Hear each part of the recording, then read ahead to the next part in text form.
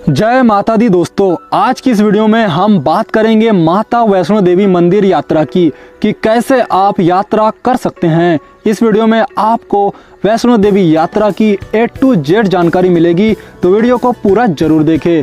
तो आइए दोस्तों शुरू करते हैं वैष्णो देवी की पवित्र यात्रा।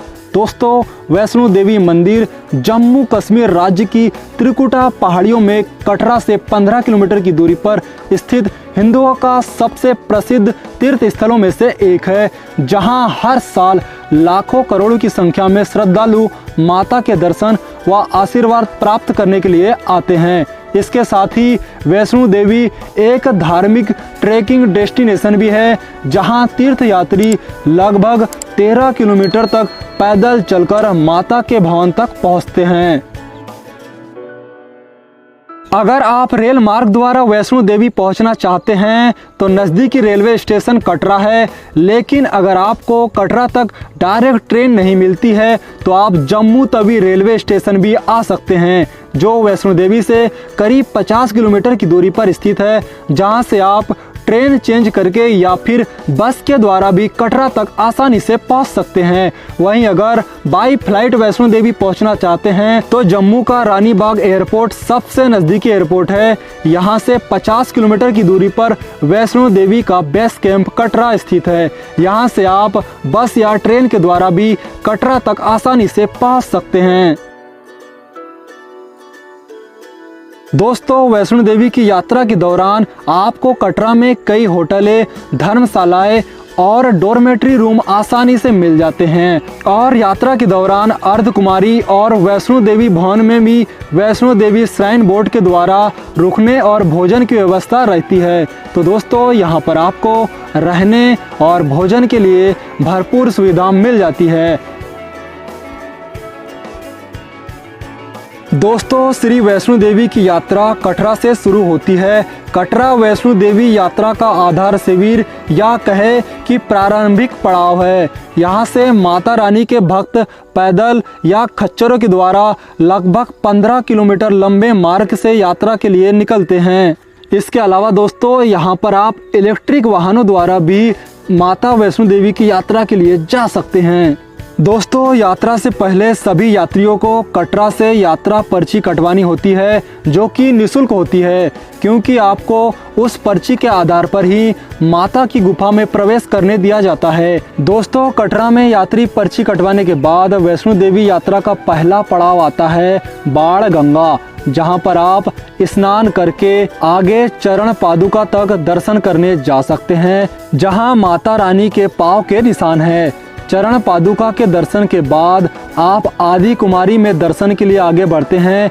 आदि कुमारी कटरा व माता रानी के भवन के बीच का स्थान है, यानी वैष्णो देवी ट्रैक के बीच का स्थान। कहा जाता है कि माता वैष्णो देवी इस गुफा में 9 माह तक ध्यान करती रही और जब ध्यान पूरा हुआ तो बाहर आकर भैरवनाथ का वध किया था। यहाँ से माता रानी के मंदिर तक जाने के 2 रास्ते हैं, एक नया रास्ता, दूसरा पुराना रास्ता।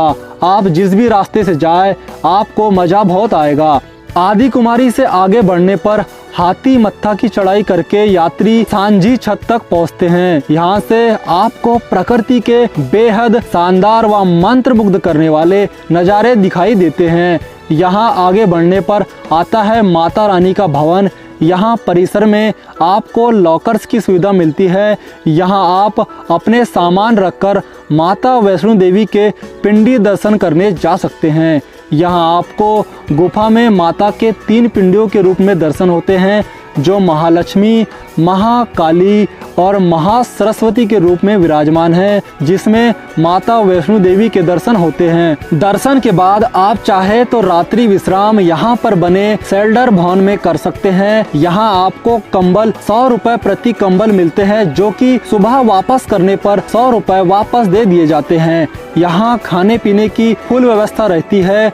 रात्रि विश्राम के बाद आप सुबह जल्दी उठकर भैरवनाथ मंदिर में दर्शन के लिए 3 किलोमीटर का ट्रेक शुरू कर सकते हैं, जो कि खड़ी चढ़ाई वाला रास्ता होता है। यहाँ आपको भवन से रोपवे की सुविधा भी मिल जाती है। आप चाहे तो रोपवे के द्वारा भी भैरवनाथ मंदिर तक पहुँच सकते हैं। दोस्तों, इस रास्ते से आपको बेहद शानदार नज़ारे दिखाई देते हैं। भैरवनाथ मंदिर में दर्शन करके आपकी वैष्णो देवी की यात्रा पूर्ण होती है। ऐसा कहा जाता है कि अगर कोई श्रद्धालु भैरवनाथ के दर्शन नहीं करता है तो उसकी यात्रा अधूरी मानी जाती है। दोस्तों, भैरव घाटी से आपको प्रकृति के बेहद खूबसूरत और हिमालय की बर्फीली चोटियां दिखाई देती है, जिसे देखने के बाद ऐसा लगता है कि आप किसी स्वर्ग में हो।